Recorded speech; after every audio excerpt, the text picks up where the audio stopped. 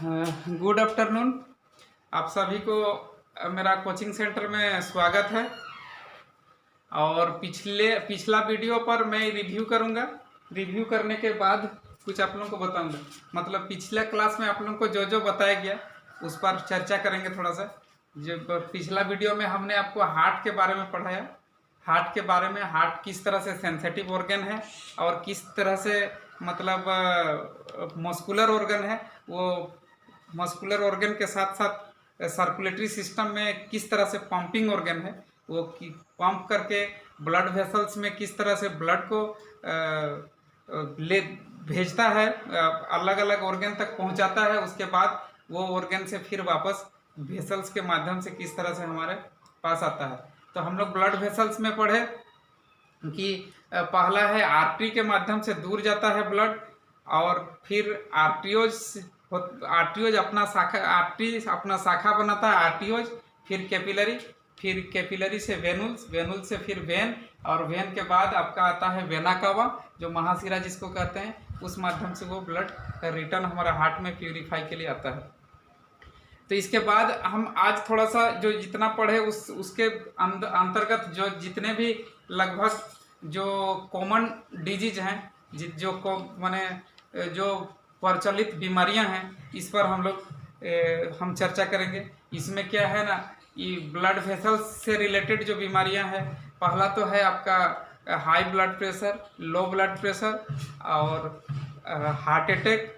और एक नया बीमारी जिसको मैं बताऊंगा, जो कि मतलब नहीं बताएं इससे पहले आप लोगों को, नया तो नहीं कहेंगे लेकिन इससे पहले आप लोगों को नहीं बताएं, जो कि आपका वेरिकोज है। वेरिकोज एक वेरिकोज वेन्स होता है, मतलब उलझा हुआ सिरा, या कहें कि आपका सूजा हुआ, सूजन वाला सिरा किस तरह से आपका सूज जाता है। देखिएगा कि पाँव में किसी किसी का जो निचला वाला पाँव में जो घुटना के नीचे वाला भाग में जो है आपका वेन जो है बहुत ही उलझा हुआ, इधर उधर बिल्कुल सांप केंचुआ जैसा दिखाई देता है, और वो खूब उलझा हुआ रहता है, और वहाँ पर बहुत ही वो पेनफुल होता है उनके लिए। और आपका जो होता है वो माने आपका माने कभी कभी अल्सर भी होने का चांसेस उसमें रहता है।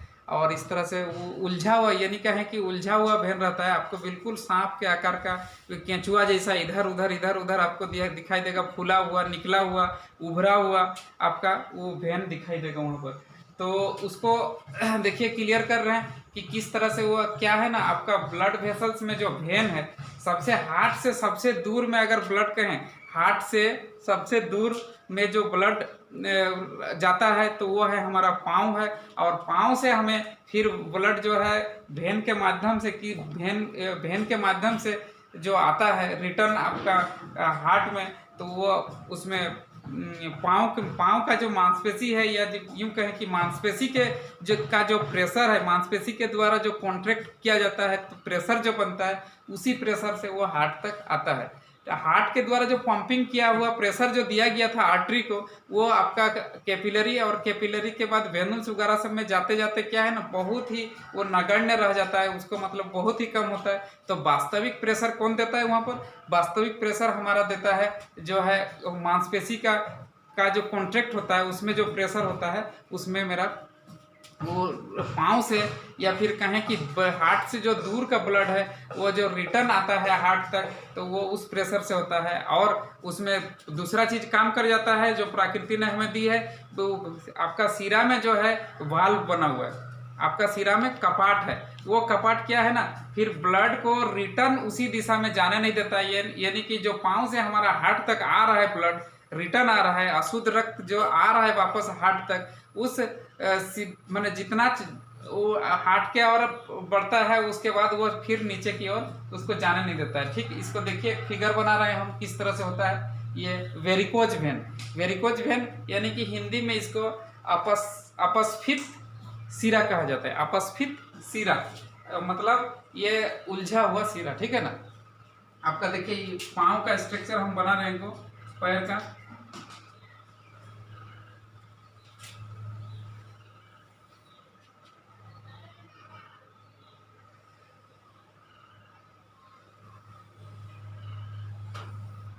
ये इस तरह से हमारा जो पाँव में होता है, पाँव में जो क्या है ना, ये सिरा होता है। तो ये मुख्य जो आपका मेन सिरा, ये मुख्य सिरा जो होता है आपका, ये मिडिल में कहने का मतलब है ये इंटरनल अंदर ही रहता है। ये सिरा जो होता है अंदर में रहता है, यानी मांसपेशी के अंदर में। और ये बाहर दो सिरा जो है आपका बाहर से होता है।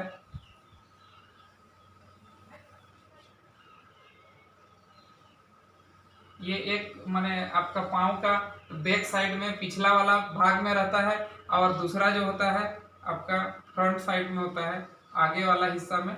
दो को मतलब इस तरह से कुल मतलब आपका ये कहें कि बड़ा बड़ा जो मतलब वेन होता है, सिरा होता है, ये इस तरह से रहता है। और ये मुख्य सिरा के साथ क्या है, ऊपर में यहाँ पर ऊपर में ये मुख्य सिरा के साथ जो है जुड़ा हुआ रहता है, मुख्य सिरा के साथ ये जुड़ता है इस तरह से।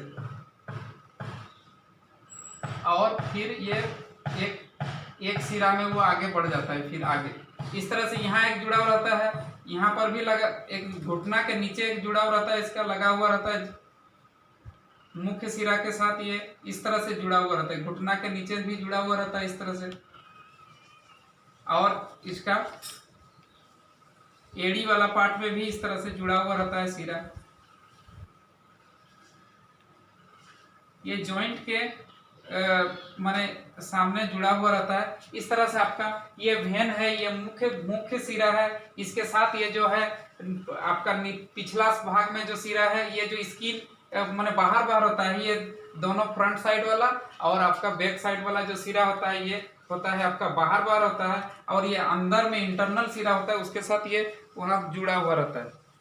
तो इसमें होता क्या है, देखिए आपका जो ब्लड वेसल्स है, ब्लड वेसल्स यानी कि सिरा, जो इसमें आपका कपाट बना रहता है। सिरा में क्या है, कपाट बना रहता है इस तरह से, सभी सिरा में इस तरह से कपाट बना हुआ रहता है। और ये कपाट जो होता है, ये माने अधिक नशापान, मदिरापान या फिर बहुत देर तक अगर कोई खड़ा रहता है, खड़ा रहने का बीमारी ये खड़ा रहने से क्या है ना, माने मान लीजिए कि दिन भर वो व्यक्ति खड़ा है और उसका जो है ब्लड पाँव से वो ऊपर माने हार्ट की ओर आने में उसको ज़्यादा परेशानी हो रहा है, तो उसका क्या होता है, इस तरह से देखिए ये वाल्व जो बना रहता है, यानी कि बहुत अधिक मात्रा में मदिरापान वगैरह जो करता है जो लोग, या फिर उसका धूम्रपान वगैरह करता है, तो उसका क्या है ना, ये वाल्व जो है वो खराब हो जाता है या फिर कमजोर हो जाता है कहिए। तो ये वाल्व, इस जॉइंट में जो वाल्व है, इस पर हम लोग चर्चा करेंगे तो ज़्यादा समझ में आएगा। यहाँ पर एक जॉइंट में हम वाल्व बना देते हैं, थोड़ा सा बड़ा दिखाते हैं ताकि आप लोगों को समझ में आए। ये जॉइंट में जो हमारा इसका जो यहाँ पर वाल्व है, जहाँ पर आपका सिरा जुड़ रहा है, एक सिरा दूसरा से जो जुड़ रहा है, तो उसका जो वाल्व है उसको देखिए, आपका जो ब्लड हमेशा क्या कर रहा है ना, हार्ट की ओर जा रहा है, हार्ट की ओर यहाँ से वेन से जा रहा है। तो ये जितने भी ब्लड जाते हैं इस तरह से इसी दिशा में जाता है, इसका भी ये कहें कि इस दिशा में जा रहा है। आपका इस फ्रंट वाला वेन से जो आ रहा है वो भी इसी दिशा में जा रहा है, ठीक है ना। तो अगर मान लीजिए इसका दिशा किस ओर है, इसका बहाव किस ओर है, हार्ट की ओर, पैर से हार्ट की ओर जा रहा है। और ये जो है हार्ट से पैर की ओर जो जा रहा है, उस अगर मान लीजिए यहाँ पर आकर आपका वाल्व खराब हो जाता है, इस जगह में आपका वाल्व खराब है, कमजोर है, तो ये क्या है, हार्ट में सारा सब माने समुचित ब्लड आपका जितना खून है वो हार्ट में नहीं जा करके वो कुछ अंश जो होता है ये धीरे धीरे ये रिटर्न, ये खराब बल्ब रहने के चलते दूसरा सिरा में चला जाता है। फ्रंट वाला सिरा में वो हार्ट की ओर मुख्य सिरा से नहीं जा करके वो छोटे छोटे जो सिरा है वो माने जो वाल्व खराब है तो वाल्व आपका लॉक नहीं हो पाया और वो फिर इधर से लीकेज करके वो चला आया आपका इसमें दूसरा सिरा में। तो क्या होता है इसका परिणाम स्वरूप, ये सिरा में फिर ये क्या होता है, ये छोटा छोटा फिर इधर जो जितना बना हुआ है छोटा छोटा सिरा, जितना आपका वेनुल्स है वो सारा वेनुल्स जो है आपका ये हो जाता है, क्या है ना, ये सूजन हो जाता है, फूल जाता है। ये इस तरह से ये फूलना शुरू होता है और टेढ़ा मेढ़ा ये दिखाई देता है। क्या है, जो कि ब्लड हार्ट की ओर नहीं जा करके वाल्व खराब होने के चलते आपका रिटर्न आपका वेन की ओर आ जाता है और वो वेनुल्स में जाकर के सूजन पैदा कर देता है, ये फूलना शुरू हो जाता है। और आप जानते ही हैं कि ये ब्लड किस तरह से ब्लड है, ये अशुद्ध रक्त है। अशुद्ध रक्त से क्या तात्पर्य है हमारा, अशुद्ध रक्त से तात्पर्य है कि इसमें जो आपका है CO2 से भरा हुआ ये ब्लड है। तो CO2 से भरा हुआ ब्लड किस कलर का दिखेगा, वो काला काला नीला नीला इस तरह से वो वहाँ पर आपका दिखाई देता है। कहाँ पर, वेन में, ठीक है, नस में। तो इस तरह से ये हो जाता है एक, माने इसको हम लोग कहते हैं वेरिकोज। इस बीमारी को कहते हैं वेरिकोज। ये बड़ा ही दर्दनाक होता है, वेरिकोज वेन। वेरिकोज वेन कहा जाता है इसको, एक साथ लिखिए, वेरिकोज वेन इसको कहा जाता है। तो ये जो बीमारी है ये मतलब ज़्यादातर धूम्रपान या नशापान वगैरह ये से करने से इस तरह से होता है। तो ठीक है, आज हम लोग का जो क्लास है ये एक हो गया हमारा, ये वेरिकोज के बारे में हमने बताया। उसके बाद आज का क्लास जो है हम शुरू करेंगे कि आज वास्तव में जो हम पढ़े सर्कुलेटरी सिस्टम में पढ़े कि हमारा हार्ट है, वेन है, आर्टरी है, ये सारा चीज़ है। इसमें सर्कुलेशन होता है तो क्या होता है, ये ब्लड होता है। तो इसलिए आज सर्कुलेटरी सिस्टम में हम लोग ये पढ़ना शुरू करेंगे ब्लड के बारे में पढ़ेंगे कि ब्लड में वास्तव में जो है आपका ब्लड में होता क्या है, ये किस ये से अध्ययन करते हैं। तो देखिए, हम इसका कुछ इंट्रोडक्शन, कुछ पॉइंट बताना चाहेंगे ब्लड को लेकर के। उसके बाद हम लोग ब्लड का माने क्लास शुरू करेंगे। तो ब्लड हम लोग जो स्टडी करते हैं, वो जो जिसमें स्टडी करते हैं, वो जिस तरह से अध्ययन जिस ये में करते हैं, उस स्टडी को इसका कहा जाता है हीमाटोलॉजी। याद रखिए कि हीमाटोलॉजी, जैसे हम लोग हार्ट के बारे में पढ़े तो उसको पढ़े कार्डियोलॉजी, लेकिन ये ब्लड के बारे में जहाँ स्टडी करेंगे हीमाटोलॉजी। लेकिन सिस्टम क्या रहेगा, ये सिस्टम होता है, ये सर्कुलेटरी सिस्टम का ही पार्ट है। तो इसलिए इसको हम लोग सर्कुलेटरी सिस्टम में ही पढ़ेंगे। लेकिन इसका जो इसका ब्लड के बारे में जहाँ स्टडी किया जाता है उसको कहा जाता है हीमाटोलॉजी। तो ये हो गया सर्कुलेटरी सिस्टम।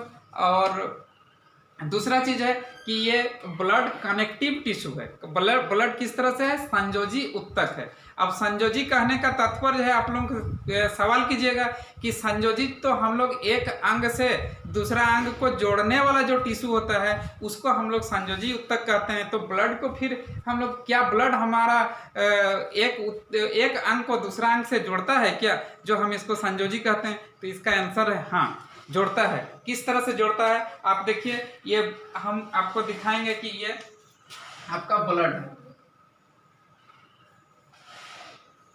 है, ठीक है ना। ब्लड में कौन कौन सा चीज होता है, बताइए ब्लड में क्या क्या चीज होता है।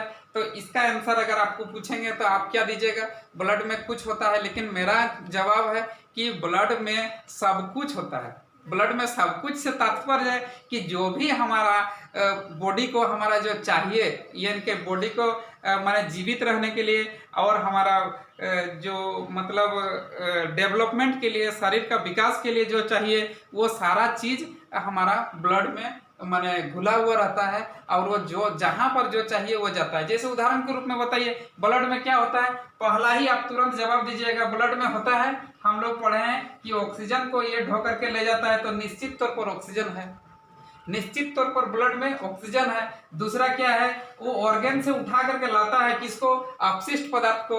अपशिष्ट पदार्थ को लेके आता है, मतलब हम लोग सीधा अभी तक पढ़े अपशिष्ट पदार्थ में कौन सा अपशिष्ट पदार्थ को, हम लोग CO2 को, कार्बन डाइऑक्साइड को वहां से ढो करके लाता है ब्लड, यही पढ़े। उसके बाद कुछ जो आवश्यकता है मटेरियल हमारा, जो बॉडी को हमारा जो आवश्यकता है, कुछ मिनरल्स होगा, मिनरल्स है, कुछ मिनरल्स। और उसके बाद कुछ जो है आपका, और क्या बोलिए, मिनरल्स के बाद कुछ न्यूट्रिएंट होगा जो हमारा बॉडी को आवश्यकता होता है। जो हम लोग खाना खाते हैं, न्यूट्रिएंट जो लेते हैं, वो लेने के बाद हमारा जिस ऑर्गन को जो चाहिए वहां साथ साथ लेके जाता है। तो ये कुछ होता है न्यूट्रिएंट होता है।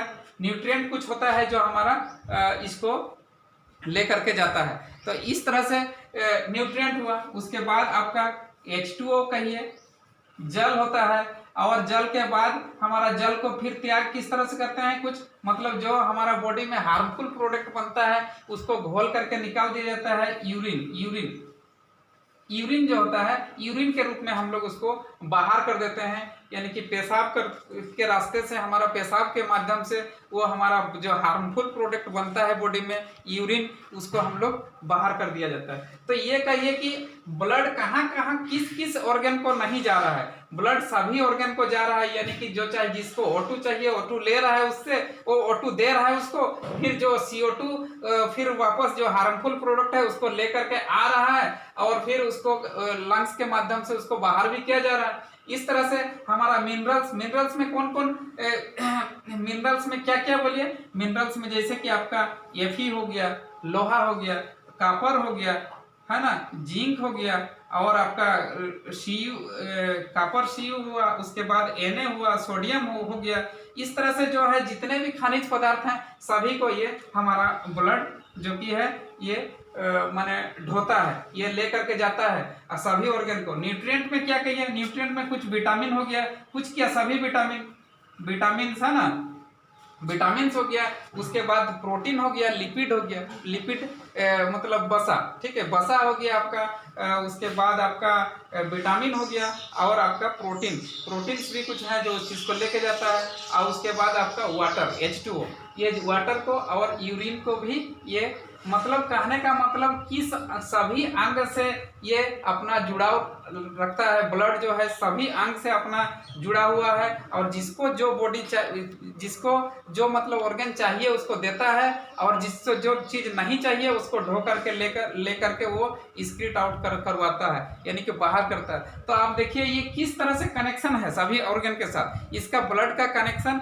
सभी ऑर्गन के साथ है, इसलिए हम इसको कहेंगे कि ये ब्लड के पास सब कुछ होता है और सभी ऑर्गन के साथ ये जुड़ा हुआ रहता है, इसलिए इसको हम लोग कनेक्टिव टिश्यू कहते हैं, कनेक्टिव टिश्यू कहते हैं। अब हमने क्या है ना कि देखा कि मतलब कनेक्टिव टिश्यू, तो अभी तक हम लोग कहते आए कि ब्लड मतलब खून होता है, लेकिन हमारा बॉडी में कितना खून होता है इस पर भी हम लोग चर्चा करेंगे। हमारा बॉडी में आप बता सकते हैं कि हमारा बॉडी में कितना ब्लड होता है, तो देखिए मैं बता रहा हूँ कि जो होता है मेल यानी कि पुरुष में जो होता है उसमें 5 से 6 लीटर होता है ब्लड, ठीक है ना, पुरुष में 5 से 6 लीटर होता है, और फीमेल में आपका होता है 4 से 5 लीटर। तो जो मेल है वो ज्यादा खुश हो गए होंगे क्या जो मेल है वो खुश हो गए हैं कि हाँ हमारे पास ज्यादा ब्लड रहता है फीमेल की अपेक्षा, लेकिन ऐसा नहीं है। ये इसमें हम क्लियर करेंगे कि ओवरऑल अगर देखें तो माने 7% ऑफ टोटल बॉडी वेट, ठीक है ना, तो इसमें क्लियर हो जाएगा कि टोटल बॉडी वेट का 7% जो होता है ब्लड होता है, यानी कि जितना आपका, अगर आप 100 किलो के इंसान हैं तो आपका मतलब 7 लीटर आपका ब्लड होगा, ठीक है ना। तो ये ऐसे कहिए, इस फीमेल का जो होता है बॉडी वेट थोड़ा सा पुरुष की अपेक्षा कम होता है, इसीलिए इसका ब्लड भी स्वाभाविक रूप से कम होता है। तो ये इस तरह से है। ऐसा अब दूसरा ये हुआ, ये पहला पॉइंट। दूसरा पॉइंट जो होता है, हम लोग ब्लड का पार्टिकल को अगर देखेंगे तो हमारा ब्लड का पार्टिकल कितना है, ब्लड का पार्टिकल हम लोग पढ़ेंगे आरबीसी, डब्ल्यूबीसी और हमारा प्लेटलेट पढ़ेंगे, ठीक है ना, आरबीसी डब्ल्यूबीसी प्लेटलेट। तो यहाँ से आप बताइए कि इस पार्टिकल में सबसे ज्यादा पार्टिकल किसका होता है, तो आप तुरंत से जवाब दीजिएगा कि ये होता है आपका मिलियन में होता है, इसका संख्या क्या है, मिलियन में होता है। और सेकेंड नंबर में कौन आता है, सेकेंड नंबर में आपका दूसरा नंबर में आता है ये लाख में, ये आपका लाख में आता है। और डब्ल्यूबीसी हमारा 1000 में आता है। डब्ल्यूबीसी यानी कि तीनों पार्टिकल में सबसे ज्यादा कौन है, आरबीसी है, और दूसरा नंबर में सबसे ज्यादा प्लेटलेट है, और सबसे कम है इसमें जो 1000 में होता है डब्ल्यूबीसी। याद रखिए डब्ल्यूबीसी रेड ब्लड सेल है ना। WBC होता है आपका व्हाइट ब्लड सेल और प्लेटलेट। ये प्लेटलेट इसको हिंदी में कहते हैं लाल रक्त कणिका या लाल रक्त माने कोशिका, या WBC को कहेंगे सफेद रक्त कणिका या सफेद रक्त कोशिका। और प्लेटलेट का कुछ नाम है जिसको हम लोग कहते हैं बिम्बाणु, इसको जानते ही होंगे, बिम्बाणु। प्लेटलेट को बिम्बाणु कहा जाता है, थोड़ा सा नाम दूसरा लग रहा है ना, लेकिन ये बिम्बाणु, प्लेटलेट को याद रखिए, हिंदी में बिम्बाणु कहते हैं। इस तरह से हमारा, तो ये मिलियन में जो है, देखिए अंतर कहाँ पर होता है, ये जो मिलियन है ना, केवल महिलाओं में जो होता है कम होता है, मतलब महिलाओं में केवल आपका आरबीसी ही कम होता है, महिलाओं में केवल आरबीसी कम होता है। WBC और प्लेटलेट ये दोनों पुरुष के ही बराबर ये दोनों ही रहता है, प्लेटलेट भी और WBC भी वो रहता है। लेकिन जो केवल आरबीसी का मात्रा किसमें, फीमेल में कम पाया जाता है, जिसके चलते हमारा ½ लीटर से 1 लीटर लगभग महिलाओं में कम ब्लड पाया जाता है। तो आगे बढ़ते हैं। इस तरह से हम इंट्रोडक्शन में ही इसको आपको बताना चाहेंगे, कुछ रोचक ज्ञान देना चाहेंगे कि अब बताइए कि खून का रंग हमारा कैसे होता है। हमारा जो ब्लड होता है हमारा इसमें ह्यूमन में, तो उसका रंग किस तरह क्या होता है, तो आप तुरंत से जो देखे होंगे वो झट से आप बताइए कि ब्लड का रंग तो सर लाल होता है ना, ब्लड का रंग लाल होता है। लेकिन आपको सवाल करें कि ब्लड का रंग क्यों लाल होता है, तो इसका जवाब आप दीजिएगा कि ब्लड का रंग, देखिए ब्लड का रंग जो होता है वो हीमोग्लोबिन के कारण वो लाल होता है। हीमोग्लोबिन जो पिगमेंट है,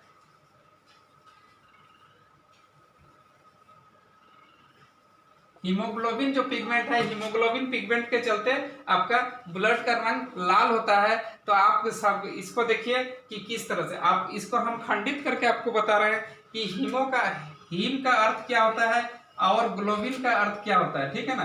हीम का अर्थ क्या होता है और ग्लोबिन का, हीम HAEM, हीम से मतलब है, हीम से तात्पर्य होता है, हीम का मतलब इसका शाब्दिक अर्थ होता है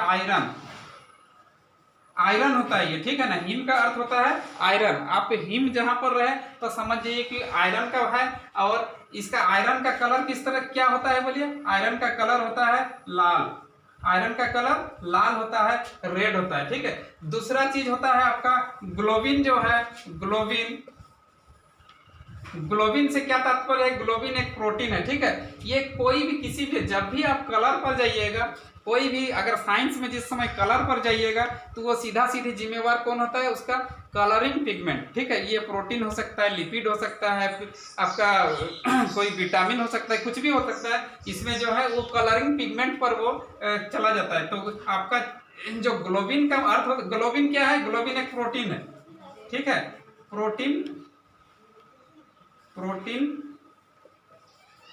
एक प्रोटीन है और ये ग्लोबिन एक पिगमेंट जो है, ठीक है ना। पिगमेंट में जो है ये जहां पर भी आपका आ जाए, जहां पर भी आप देखिए ग्लोबिन वर्ड रहेगा, कहीं पर जहां पर भी रहे आपका ग्लोबिन वर्ड, तो आप समझ जाइए वो लाल कलर को इंडिकेट कर रहा है। ग्लोबिन वर्ड जो है वो किस कलर को इंडिकेट कर रहा है, लाल कलर को, ठीक है ना। तो हीम वर्ड रहे तो आप जानिए कि आयरन है उसमें, और ग्लोबिन वर्ड है तो उसका प्रोटीन है, प्लस प्रोटीन पिगमेंट किस तरह से ये दे रहा है इसमें, जहां ग्लोबिन रहेगा तो आप समझ जाइए कि ये लाल कलर को इंडिकेट कर रहा है, ये लाल कलर को बता रहा है, ठीक है ना। तो इसमें हम कुछ रोचक और ज्ञान देना चाहेंगे, इससे बाहर चल रहे हैं कि हमारा, आप लोग कॉकरोच कभी देखे होंगे, कॉकरोच को, जो कॉकरोच का किस तरह से ब्लड होता है, बोलिए। कॉकरोच का ब्लड किस कलर का होता है, कॉकरोच का ब्लड आपका सफेद कलर का होता है, ठीक है ना। तो सफेद कलर, कॉकरोच का ब्लड क्यों सफेद दिखाई देता है, इस पर हम लोग थोड़ा सा चर्चा करेंगे। कॉकरोच पर अगर जाएंगे हम लोग, कॉकरोच का ब्लड जो होता है उसका आपका सफेद होता है, ठीक है ना। तो इसका होता है,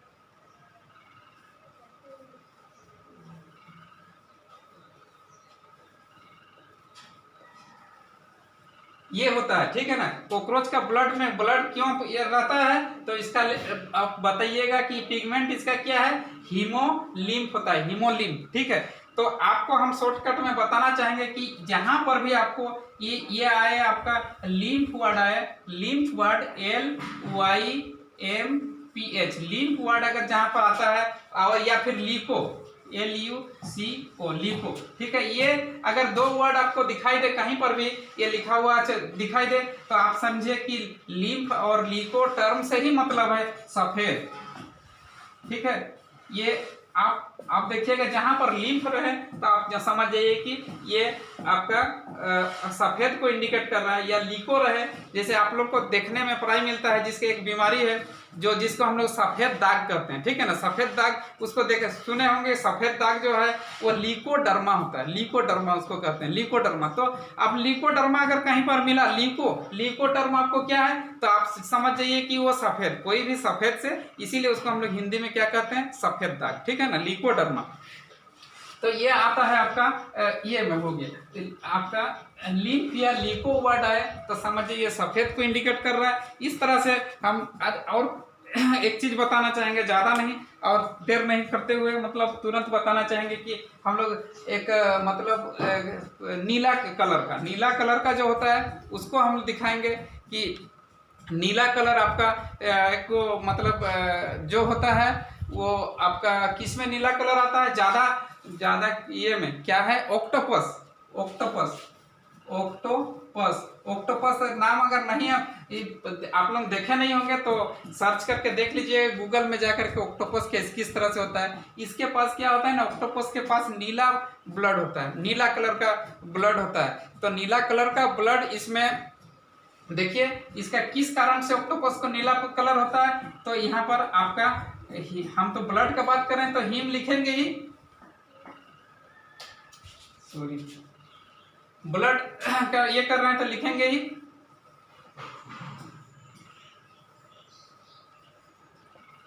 हीमोसाइनिन। ठीक है, हीमोसाइनिन, ये जो जब भी आप देखिए यहाँ पर भी जहां पर जिस तरह से हीमोसाइनिन इसमें किस ऑक्टोपस में क्यों इसका नीला दिखाई देता है, कहने से हीमोसाइनिन पिगमेंट के चलते। और जहां पर आपका साइनिन वर्ड आए, साइनिन आए तो आप समझ जाइए कि नीला है, या फिर आपको साइनिन या साइनो मिले तो आप जानिए कि ये नीला कलर को इंडिकेट कर रहा है, ये ब्लू कलर को इंडिकेट कर रहा है।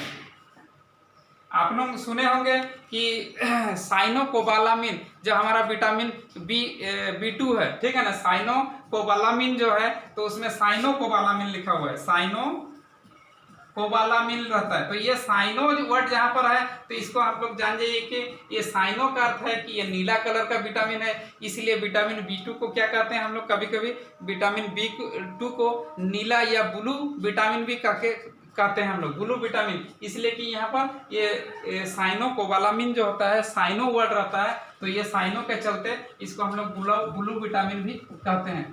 तो ये रहा कुछ मतलब रोचक तथ्य। इसके बाद आगे बढ़ते हैं कि हमने क्या किया कि आपको मैंने किस तरह से पिगमेंट में ये कलर आ जाता है इस पर चर्चा किए। उसके बाद हम बता रहे हैं आपको कि एक जो होता है ब्लड एसिडिक होता है या फिर बेसिक नेचर में होता है। ब्लड का नेचर प्राकृतिक पर बात करेंगे, ब्लड का किस नेचर का होता है, वो ब्लड हमारा क्षारीय होता है या अम्लीय होता है, उस पर चर्चा कर रहे हैं। तो ब्लड देखिए इसको एक पी स्केल होता है, इस पर हम लोग देखते हैं पी स्केल जो होता है इस तरह से, इसको 0 to 7 और 7 to 14 के अंतर्गत रखते हैं। मतलब 7 जहां पर आता है उसको हम लोग क्या कहते हैं, कोई भी बिलियन, यहाँ पर बिलियन जो डालेंगे कोई भी सॉल्यूशन, ठीक है, तो सॉल्यूशन हम लोग स्केल में मापते हैं कि इसमें अगर इसका वैल्यू अगर 7 आता है तो वो उदासीन है, उदासीन नेचर का मतलब ना क्षारीय है ना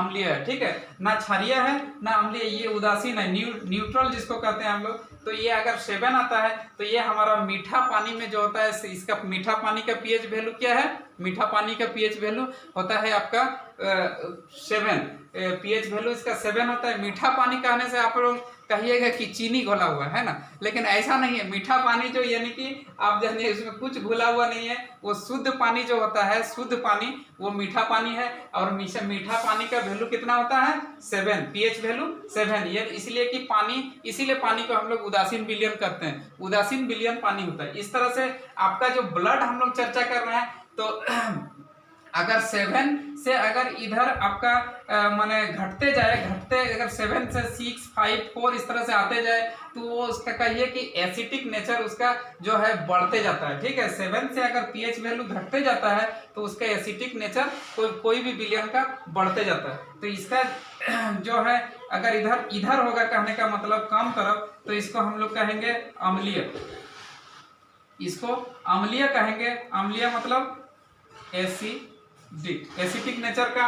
और इधर जो आपका 7 से अगर ज्यादा हो तो क्या कहेंगे उसको हम लोग क्षारीय, क्षारीय यानी कि बेसिक नेचर, बेसिक नेचर वस्तु का कहेंगे, कोई वस्तु विलयन का कहेंगे तो ये जो है क्षारीय। तो हमारा ब्लड का पीएच वैल्यू क्या होता है, हमारा ब्लड का पीएच वैल्यू होता है 7.4। ठीक है, पीएच वैल्यू हमारा ब्लड का कितना होता है 7.4। तो आप बताइए कि हमारा 7.4 है, उसका मतलब अम्लीय है या क्षारीय है? निश्चित तौर पर आप बताएंगे कि हमारा पीएच वैल्यू ब्लड का 7.4 है, इसका मतलब हमारा ब्लड का जो है ये हमारा क्षारीय नेचर है। ठीक है ना, हमारा ब्लड जो है क्षारीय नेचर है, यानी कि इसका बेसिक नेचर है। बेसिक नेचर के साथ साथ हम लोग क्या एक बताते हैं कि हमारा ब्लड एल्केलिन है। ठीक है, हमारा ब्लड एल्केलिन है, एल्केलिन ये बेसिक ये क्षारीय प्लस हम लोग इसको क्या कह सकते हैं, एल्केलिन कह सकते हैं,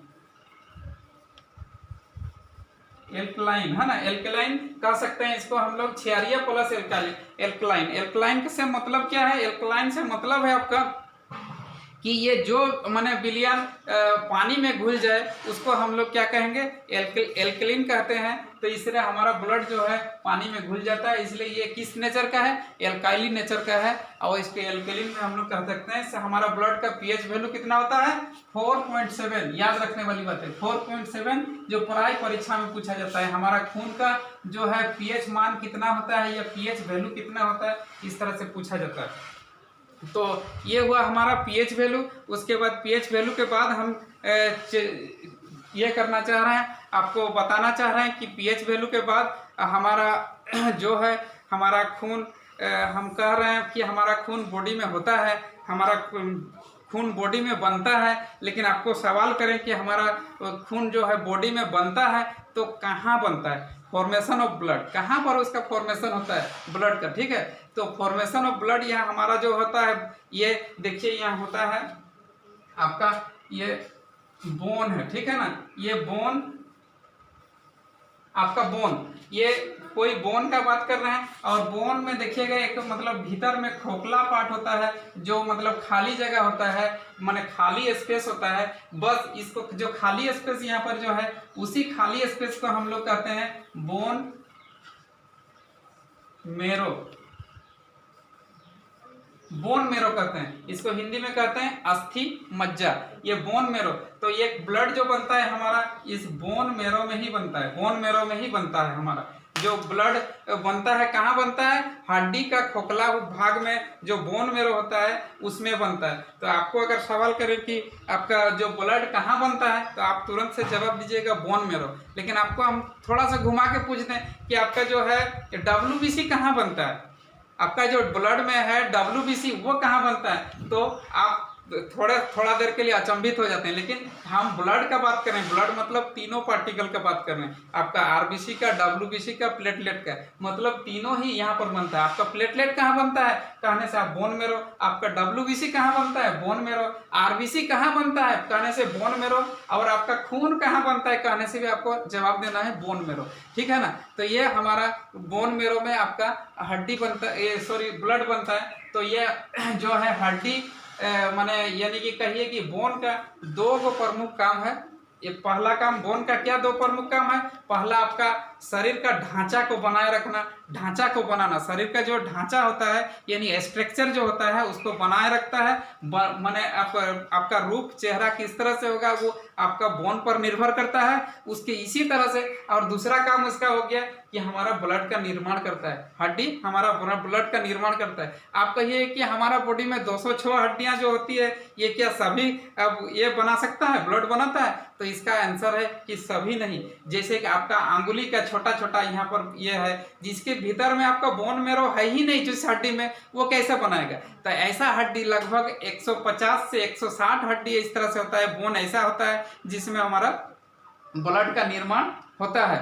150 से 160 हड्डी जो होता है जिसमें आपका ब्लड का निर्माण होता है। अब हम आपको छोटा छोटा ज्ञान दे दिए, उसके बाद जो है ये अब हम लोग वास्तव में पढ़ेंगे असली में जो कि है ब्लड है क्या, ठीक है ना। अब हम लोग घुसेंगे ब्लड ये में, ब्लड में जाते हैं हम लोग, लिखते हैं हम लोग ब्लड।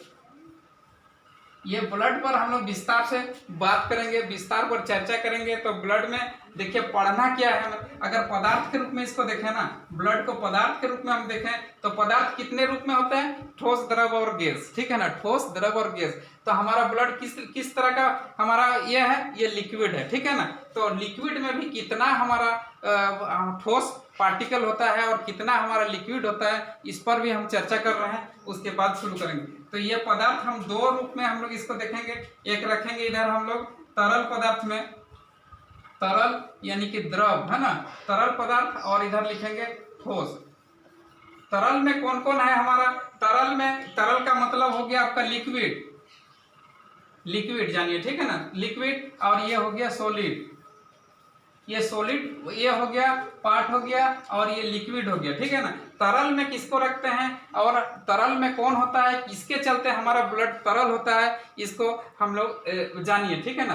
तो इसका तरल होने का कारण है, तरल होने का कारण इसमें जो होता है आपका प्लाज्मा,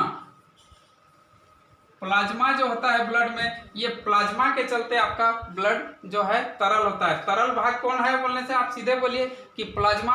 और ठोस भाग में किसको किसको रखते हैं, यानी कि जो भी सेल है हमारा ब्लड में वो ठोस में रखते हैं हम लोग, उसको हम लोग सॉलिड में रखते हैं। सेल का मत से क्या तात्पर्य है, पहला आपका आरबीसी, और कौन सा सेल है, डब्ल्यूबीसी, और आपका क्या है, आपका प्लेटलेट, प्लेटलेट जो है, ठीक है ना। आपका कौन कौन है ठोस में, आरबीसी, डब्ल्यूबीसी, प्लेटलेट। तो हम लोग क्या करेंगे, आपका जो तरल पदार्थ कितना मात्रा में होता है और ठोस कितना होता है, तो इसको देखिए जानिए कि 55% जो है, 55% आपका जो होता है तरल होता है, और इधर जो बचता है 45% वो आपका ठोस में होता है। तो तरल ज्यादा होता है किसका अपेक्षा, ठोस का अपेक्षा। तो 55% हमारा जो है आपका होता है, 55% लिक्विड होता है, और 45% जो है सॉलिड होता है। तो आगे बढ़ेंगे, इस तरह से हमारा जो ये होता है। तो कहिए कि हमारा अगर मान लीजिए कोई, थोड़ा सा बता दे रहे हैं कि इसमें क्या है ना, कोई ज्यादा मात्रा में कंज्यूम कर जाता है, खा जाता है ज्यादा मात्रा में, अगर मान लीजिए खाते जाता है वो, जैसे घी मक्खन ये सब खाते जाता है, यानी कि कहिए घी मक्खन मतलब वो अगर ज्यादा खा रहा है, कोलेस्ट्रॉल वाला पदार्थ जो है आपका लिपिड वाला चीज खा रहा है, और वो क्या है ब्लड में जो एक्सेस हो जाता है वो क्या होता है, ब्लड में चला जाता है, और ब्लड में फिर ब्लड को गाढ़ा बना देता है, और ये जो 55% था इसको घटा देता है, यानी कि 50% तक कर देता है। तो आपका ठोस 50 हो गया और आपका जो है लिक्विड 50%। तो इस कंडीशन में ब्लड गाढ़ा हो जाने से क्या है कि आपका हार्ट तक, मतलब थोड़ा सा इसका ब्लड का गति जो है हार्ट तक पहुंचने में वो धीरे गति कम हो जाएगा, और हार्ट तक मतलब आपका जो है माने प्यूरिफाई ब्लड होने में आपको ये लगेगा, जिसके चलते ये भी एक कारण हो जाता है हार्ट अटैक का, जो हार्ट आपका फिर उस बढ़िया से वो अपना काम नहीं कर पाता है, ठीक है ना। तो आगे फिर बढ़ते हैं, ये पदार्थ के रूप में देखें। अब हम लोग इसको देखेंगे तो हम लोग वास्तव में पढ़ेंगे क्या क्या, हम लोग जो यहाँ से आप पढ़ेंगे क्या क्या। एक हो गया आपका प्लाज्मा, इधर जो हम लोग किस में पढ़ा है, प्लाज्मा, पहला हो गया प्लाज्मा के बारे में पढ़ेंगे, और प्लाज्मा मतलब लिक्विड पार्ट के बारे में पढ़ेंगे। दूसरा हम लोग पढ़ेंगे आरबीसी, डब्ल्यूबीसी, और तीसरा प्लेटलेट के बारे में हम लोग पढ़ेंगे। ये चार के बारे में हम लोग स्टडी करना है। तो आज शुरू करते हैं हम प्लाज्मा, ठीक है ना। ये प्लाज्मा के बारे में मैं थोड़ा विस्तार से आपको बताऊंगा, उसके बाद फिर हम ये करेंगे। तो ये आज हम लोग प्लाज्मा पढ़ते हैं, ठीक है। प्लाज्मा के बारे में एक नंबर हुआ आपका प्लाज्मा, प्लाज्मा के बारे में पढ़ेंगे। तो प्लाज्मा के बारे में आप जब बताएंगे तो अभी जैसे इस तरह से बताया कि पहला नंबर में ही आप क्या लिखिएगा, ये प्लाज्मा क्या है, तो पहला नंबर में इसका आप लिखिएगा कि liquid part of the blood, liquid part of blood. ये ब्लड का क्या है, तरल पदार्थ है, तरल भाग है। तरल भाग को हम लोग क्या कहते हैं, ब्लड का, इसको हम लोग प्लाज्मा कहते हैं। पहला पॉइंट। दूसरा पॉइंट देखिए, दूसरा पॉइंट आप क्या लिखिएगा, दूसरा पॉइंट में आप इसको प्लाज्मा ब्लड में है क्या चीज, ठीक है, तो आप प्लाज्मा ब्लड में जो है आप ब्लड लिखिए, ब्लड, उसके बाद माइनस कर दीजिए, ब्लड के बाद माइनस कर दीजिए आरबीसी, ठीक है, आप ब्लड से माइनस कर दीजिए आरबीसी, तो जो चीज बचता है उसको हम लोग कहते हैं प्लाज्मा, ठीक है। आप क्लियर हो गया कि आरबीसी को अगर हम लोग अलग कर देंगे किससे, ब्लड से, तो आरबीसी रेड ब्लड सेल को जो अलग कर देंगे, हटा देंगे, तो वो जो बचेगा उस भाग को हम लोग कहते हैं प्लाज्मा। क्लियर हो गया। आरबीसी यानी कि आरबीसी रेड ब्लड सेल को अगर हम लोग हटा देते हैं तो उस जो शेष बचता है उसको हम लोग कहते हैं प्लाज्मा। इस तरह से आपका तीसरा बिंदु यहां पर आ जाता है। देखिए, आरबीसी को हम लोग हटा दिए, मतलब क्या हटा दिए, लाल रक्त कणिका को हम लोग हटा दिए, तो क्या बचता है, इसका कलर क्या हो जाएगा प्लाज्मा का, बोलिए। लाल तो नहीं रह जाएगा, क्योंकि लाल रक्त कणिका को हटा देने के बाद का चीज को हम प्लाज्मा कह रहे हैं, तो इसका कलर क्या होता है कहने से, कलर जो होता है ये लाइट येलो, लाइट येलो, ठीक है। ये कलर जो होता है प्लाज्मा का कलर किस तरह से होता है, लाइट येलो। ये किस पिगमेंट के कारण होता है कहने से, इसका पिगमेंट, हम जब साइंस का बात, कलर का बात करते हैं तो पिगमेंट उसमें रेस्पॉन्सिबल हो जाता है। तो पिगमेंट रेस्पॉन्सिबल जो होता है बिलीरुबिन, बिलीरुबिन पिगमेंट जो है, इसके चलते आपका जो है ये हो जाता है बिलीरुबिन पिगमेंट। ये बनता कहाँ पर है सर पूछिएगा, तो ये बिलीरुबिन बनता है आपका यकृत में, यकृत कहिए तो आपका बिलीरुबिन बनता है आपका मतलब लीवर में। लीवर में ये क्या करता है ना, ब्लड, फिर अगर लीवर में बनता है तो ये फिर ब्लड में क्यों आ जाता है, ये सवाल कीजिएगा। तो ये ब्लड में इसका जो है ना, माने क्या कहेंगे इसको, माने नियंत्रण में रखता है, माने आरबीसी ज्यादा मात्रा में या फिर ब्लड ज्यादा मात्रा में नहीं निर्माण हो जाए, उसको क्या है, अगर ज्यादा मात्रा में निर्माण हो जाता है तो वो कैंसर का भी कारण होता है। जो ज्यादा अगर मान लीजिए किसी के बॉडी में आरबीसी बनना शुरू हो जाए तो वो आगे चल करके माने कुछ रोग को कर लाता है, उसको हम लोग आगे पढ़ेंगे। तो उसको यानी कि कहिए कि इसका क्वांटिटी को रेगुलेट करता है, माने ब्लड ज़्यादा नहीं बन जाए उसके लिए ये क्या है आपका बिलीरुबिन, उस वहाँ पर बिलीरुबिन, कोई भी बिलीरुबिन क्या है बोलिए, बिलीरुबिन है एक एंजाइम है आपका जो लीवर से निकल रहा है। तो एंजाइम का हमेशा क्या काम होता है, एंजाइम का काम होता है ये बड़े बड़े पार्टिकल को छोटे छोटे पार्टिकल में तोड़ना, डैमेज करना, ये काम है, तोड़ने फोड़ने का काम है। आप समझिए कि कोई भी एंजाइम का तोड़ने फोड़ने का काम है। तो इस तरह से आपका जो बिलीरुबिन है ये हमारा ब्लड में आकर के ब्लड को तोड़ फोड़ करके आपका जितना मात्रा में चाहिए उतना रहने देता है, उससे ज्यादा उसको ब्लड फॉर्मेशन नहीं होने देता है, ठीक है। तो ये है आपका बिलीरुबिन का काम हो गया। तो बिलीरुबिन का काम एक्चुअल में हो गया इसको कि माने रेगुलेट करना, ब्लड की क्वांटिटी को रेगुलेट करना, इसका काम हो गया बिलीरुबिन का। तो ये बिलीरुबिन इसीलिए आपका क्या है ब्लड में ये उपस्थित रहता है, ब्लड में रहता है। तो ये लीवर से बना हुआ है और ये लीवर से बन करके आपका ब्लड वेसल्स में आया हुआ रहता है। तो ये बिलीरुबिन का कलर रहता है येलो, बिलीरुबिन का कलर येलो रहता है, पीला रहता है, बिलीरुबिन का कलर पीला रहता है। और ये पीला जो है रक्त जो है, ये बिलीरुबिन एंजाइम जो है वो इसमें मिला हुआ रहता है किसके साथ, प्लाज्मा के साथ, जिसके चलते आपका प्लाज्मा का कलर लाइट येलो होता है, ठीक है। किस पिगमेंट के कारण प्लाज्मा का कलर लाइट येलो होता है कहने से आपका जवाब होगा कि ये बिलीरुबिन पिगमेंट के चलते आपका ब्लड का कलर जो है प्लाज्मा का कलर आपका लाइट येलो होता है। इस तरह से आगे चलेंगे। ये प्लाज्मा का ये हो गया। उसके बाद आप देखिए प्लाज्मा का कि प्लाज्मा में इसका कंपोजिशन क्या क्या होता है, कंपोजिशन ऑफ आपका प्लाज्मा का कंपोजिशन, ठीक है। कंपोजिशन ऑफ प्लाज्मा का क्या क्या कंपोजिशन होता है इसको हम लोग देखेंगे। प्लाज्मा का कंपोजिशन में तो इसमें क्या क्या होता है, पर मुख्य रूप से वाटर होता है, प्लाज्मा में वाटर होता है, दूसरा में वाटर के बाद आपका ग्लूकोज होता है, ग्लूकोज होता है, और कुछ ग्लूकोज के साथ होता है मिनरल्स होता है, मिनरल्स होता है, उसके बाद कुछ होता है प्रोटीन, प्रोटीन होता है। ग्लूकोज के बाद आपका वाटर, आपका वाटर जो होता है, आप सीधा सीधी बात है कि प्लाज्मा में हम प्लाज्मा किस तरह से है, प्लाज्मा ब्लड में लिक्विड भाग है, ठीक है ना, लिक्विड वाला भाग है, तो स्वाभाविक से इसमें जो वाटर है, वाटर ज्यादा मात्रा में होगा, तो इसका 90% याद रखिए, 90% जो होता है वाटर होता है, और ग्लूकोज और मिनरल्स जो होता है ये केवल 1% होता है, 1% जो होता है ग्लूकोज और मिनरल्स है, और प्रोटीन जो होता है इसमें प्रोटीन्स होता है, प्रोटीन्स, ठीक है, एक प्रोटीन नहीं, इसमें 5 गो प्रोटीन होता है, प्लाज्मा में 5 प्रोटीन पाया जाता है, उसका नाम हम आगे लिख रहे हैं।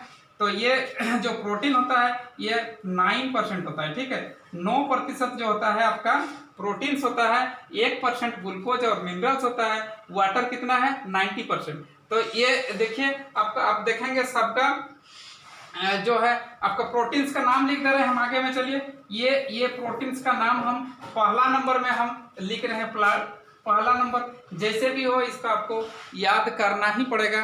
प्रोटीन जो है, प्रोटीन का जो नाम है, ये सब थोड़ा सा आपको लगेगा कि गड़बड़ है, लेकिन याद करना ही पड़ेगा। तो पहला 1 नंबर में आपका आता है, जो 1 नंबर में आएगा थ्रोम्बिन प्रोटीन, थ्रोम्बिन प्रोटीन, ठीक है, नोट करते जाइए। ये पहला 1 नंबर में आएगा थ्रोम्बिन प्रोटीन, दूसरा नंबर में आएगा प्रोथ्रोम्बिन, ठीक है, प्रोथ्रोम्बिन प्रोटीन, प्रोथ्रोम्बिन प्रोटीन दूसरा नंबर में। आपका तीसरा में आएगा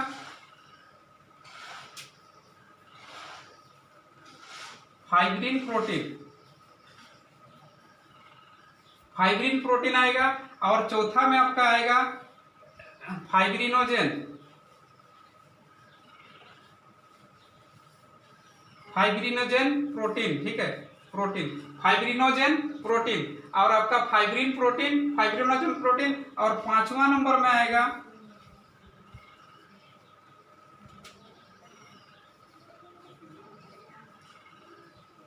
ग्लोब्यूलिन प्रोटीन, ग्लोब्यूलिन प्रोटीन। इस तरह से आपका पहला नंबर थ्रोम्बिन प्रोटीन है, दूसरा में प्रोथ्रोम्बिन प्रोटीन, तीसरा में जाएगा फाइब्रिन प्रोटीन, चौथा में फाइब्रिनोजेन, और 5वां में ग्लोब्यूलिन प्रोटीन इसको हम लोग कहेंगे, ठीक है। तो ये 5 प्रोटीन का नाम किसी भी हालत में आप लोगों को याद करना जरूरी है, इसलिए कि ये आपको प्लाज्मा में कौन कौन सा प्रोटीन रहे है ये पूछता है, और ऑब्जेक्टिव टाइप में ये 5 प्रोटीन देगा, कहीं पर एक दो जगह मिला देता है, ठीक है, अलग कर देता है इससे अलग। तो ये सीक्वेंस में आपको 5 को याद रखना है, thrombin protein, prothrombin protein, fibrin protein, fibrinogen, और ग्लोब्यूलिन प्रोटीन, ग्लोब्यूलिन प्रोटीन। तो ये आप जानिए कि 5 को प्रोटीन है। अब हम आपको पूछेंगे, इसमें आपको सवाल करेंगे कि अब वाटर का क्या काम है, ठीक है, प्लाज्मा जो में वाटर जो होता है उसका क्या काम है। तो जो काम हमारा ब्लड में प्लाज्मा का है, ब्लड में जो वाटर का जो रोल है वही चीज प्लाज्मा में भी वही रोल है, क्योंकि इसमें प्लाज्मा से जो इसका रक्त का बहाव को अगर लिक्विडिटी बना रखता है वह ब्लड में, तो क्या है उसको स्मूथली वो बहाव होता है, ये वाटर का। दूसरा काम क्या है, बहुत सारा काम है वाटर का, जल ही जीवन है इसको कहते हैं। वाटर का हमारा बॉडी के लिए और क्या काम है, हमारा बॉडी के लिए हमारा टेम्परेचर को रेगुलेट करता है, बॉडी के टेम्परेचर को बना के रखता है, माने टेम्परेचर जितना चाहिए उतना हमारा 37 डिग्री सेल्सियस जो बना हुआ रहता है वो बना के रखता है। इस तरह से ये वाटर का काम हो गया। आपका ग्लूकोज का क्या काम है कहने से आप सीधा बताइए कि हमने बार बार कहा कि ग्लूकोज C6H12O6 जो होता है इसका ये वास्तव में यही हमें ऊर्जा प्रदान करता है। ये ऑक्सीजन के साथ ब्रेक डाउन करके ATP का निर्माण करता है और हमें ऊर्जा देता है। तो हमारा ग्लूकोज का क्या काम है, हमारा ये ग्लूकोज भोजन है, ठीक है, भोजन जो भी हम लोग खाते हैं वहां से ग्लूकोज हमें मिलता है, और ग्लूकोज को हम लोग क्या करते हैं ऊर्जा के रूप में इसको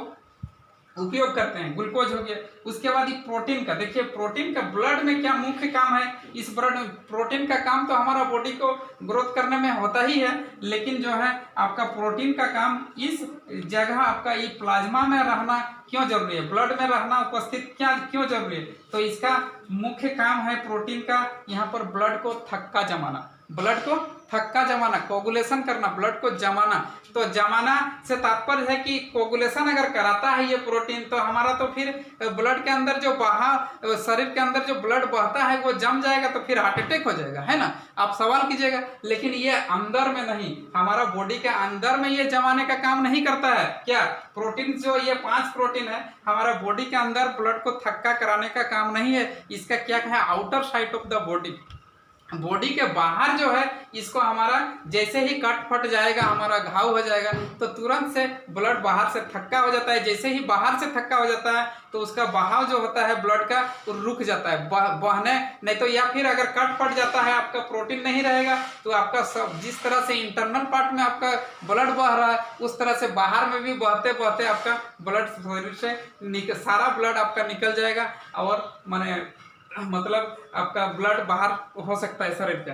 तो ये रहा मुख्य काम इसका क्या है कि इसका जो है आपका ये 5 प्रोटीन का काम है कि आपका ब्लड को कोगुलेशन करना, बाहर में outer side of the body में इसको क्या करना है, कोगुलेशन करना है। अब 1 2 3 4 5 है, ये 5 में से कौन सा मेन प्रोटीन है, मेन प्रोटीन कौन सा है जो आपका ब्लड को कोगुलेशन करने में ज्यादा सहायक है। ठीक है, ज्यादा से तात्पर्य ये मेन प्रोटीन जिसको हम बोल रहे हैं, ये कौन सा प्रोटीन मेन है जो ब्लड को कोगुलेशन कराता है। कहने से आप जवाब दीजिए कि ये फाइब्रिनोजेन प्रोटीन जो है मुख्य प्रोटीन है जो हमारा ब्लड को मतलब कोगुलेशन करने में अपना रेस्पॉन्स निभाता है, अपना रेस्पॉन्सिबिलिटी किसका रेस्पॉन्स जाता है, कहने से है ये फाइब्रिनोजेन प्रोटीन ही है जो हमारा ब्लड को थक्का जमाता है। ये 90% तक अपना थक्का जमाने का काम अकेले कर लेता है। ठीक है, फाइब्रिनोजेन एक ऐसा प्रोटीन है, तो आपको ब्लड को थक्का जमाने में कौन सा प्रोटीन सहायक करता है बोलने से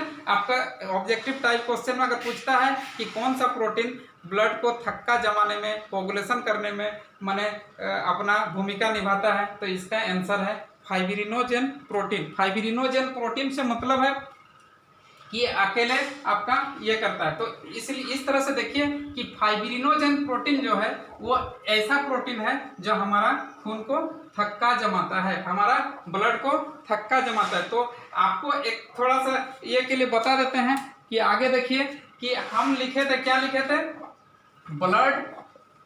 ब्लड से आप माइनस किए आरबीसी, तो क्या बना था हमारा, ब्लड से हमारा माइनस किए थे आरबीसी, तो बना था हमारा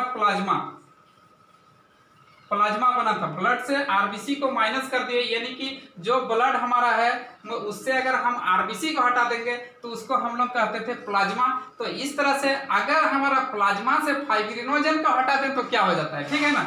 हमारा अगर ब्लड से हमारा प्लाज्मा से अगर प्लाज्मा से हम फाइब्रिनोजेन को हटा देते हैं, फाइब्रिनोजेन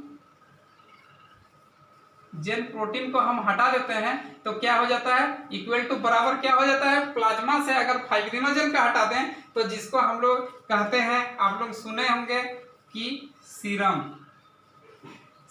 इसको हम लोग सीरम कहते हैं। ठीक है, सीरम कहा जाता है। आप लोग ये पैथोलॉजी में जहां पर ब्लड का जांच होता है कोई डिजीज को लेकर के, तो उस समय आप लोग सुने होंगे कि इसका टेस्ट किससे हुआ, आपका सीरम से हुआ। तो सीरम कोई दूसरा चीज नहीं है, ये ब्लड से ही निकाला हुआ, जो कि निकाला हुआ मतलब इसमें किसको अलग कर दिया गया है, फाइब्रिनोजेन प्रोटीन को अलग कर दिया जाता है ताकि ब्लड कोगुलेशन ना हो, जमे नहीं, और उसको हम क्या करेंगे, जांच करते हैं, तो उसको हम लोग सीरम कहते हैं। कि क्या किसको, प्लाज्मा से। प्लाज्मा मतलब क्या नहीं है, इसमें प्लाज्मा में आपका आरबीसी नहीं है, और प्लाज्मा देखिए सीरम में क्या क्या नहीं होगा, सीरम में क्या नहीं होगा, पहले तो यहाँ आरबीसी हट गया था तो उसको हम लोग प्लाज्मा बोले।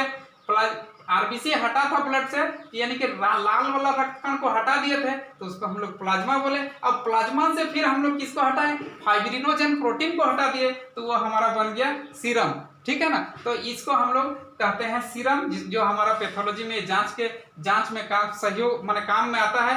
जहां देखिए ब्लड को आप सीधे नहीं रख सकते हैं, उसको कुछ केमिकल डालना पड़ता है जो उसका माने फाइब्रिनोजेन प्रोटीन को मतलब हटाने के लिए, अलग करने के लिए, इसको हम लोग आगे पढ़ेंगे। लेकिन यहाँ पर आप जानिए कि सीरम किसको कहते हैं। कहने से प्लाज्मा से जो है आपका फाइब्रिनोजेन को जो हटा दिया जाता है, उसको हम लोग अलग कर दिया जाता है। जो बचता है भाग को हम लोग कहते हैं सीरम। ठीक है, तो ये सारा चीज इतना हुआ। उसके बाद आपका जो देखिए ज़्यादा समय लेने से क्या है ना, जो है हमारा स्टूडेंट को देने के लिए हम जो वीडियो बना रहे हैं, इसमें क्या है जो वीडियो माने अपलोड नहीं हो पा रहा है यूट्यूब में, जिसके चलते पिछला जो वीडियो हमने अपलोड किया हमको देना चाहिए था संडे को। बहुत सारा स्टूडेंट जो संडे का इंतजार में रह जाते हैं, उसको फिर मिला मंडे को, तो ये कन्फ्यूजन पैदा होता है। तो इसलिए हम कोशिश करेंगे कि इस वीडियो को संडे में ही हम छोड़ पाएँ। आज सैटरडे है, सैटरडे में आप लोगों के लिए मैं कोशिश कर रहा हूँ कि मैंने कम समय में ये वीडियो को बना के क्लियर करें। तो क्लियर देखिए, आगे हम लोग पढ़ेंगे प्लाज्मा के बाद क्या क्या रेस्ट रह जाता है। प्लाज्मा के बाद आपका आरबीसी पढ़ेंगे, डब्ल्यूबीसी पढ़ेंगे और प्लेटलेट पढ़ेंगे। ठीक है, तो मैं वादा के मुताबिक आप लोगों को पढ़ाते जाऊंगा, लेकिन आप लोग मतलब कोशिश कीजिए इसको ध्यान से पढ़ें, सुने और आगे भी इसको जो आपसे जुड़ा हुआ है स्टूडेंट है उसको शेयर करें। ठीक है ना। तो इस तरह से जो आप लोग ध्यान से सुने मेरा क्लास, इसके लिए आप लोग सभी को धन्यवाद। फिर हम लोग अगले संडे फिर इस तरह से नए वीडियो के साथ, यानी कि नया कहने से तात्पर्य है आरबीसी डब्ल्यूबीसी और प्लेटलेट को उसमें हम लोग क्लियर करेंगे। इसके लिए सुनने के लिए आप लोगों को धन्यवाद।